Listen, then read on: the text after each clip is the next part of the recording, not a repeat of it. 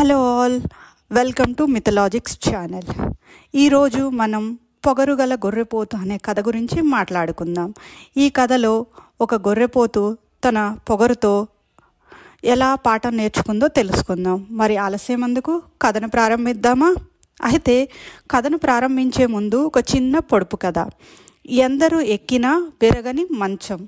దీని సమాధానం నేను కథ చివరిలో చెప్తాను. సరే, పొగరుగల గొర్రెపోతు. ఒక అడవిలో ఒక గొర్రెపోతు చాలా పొగరుగా ఉండేది.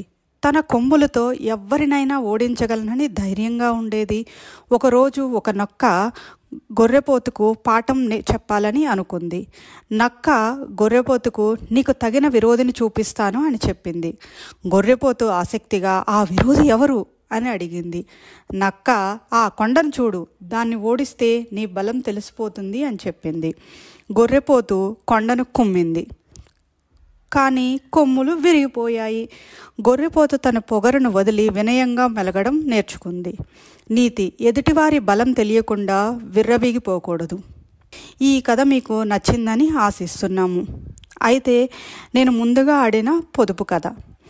ఎందరూ ఎక్కినా విరగని మంచం. సమాధానం అరుగు.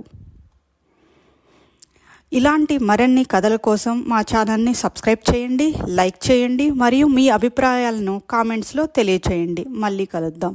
ధన్యవాదాలు.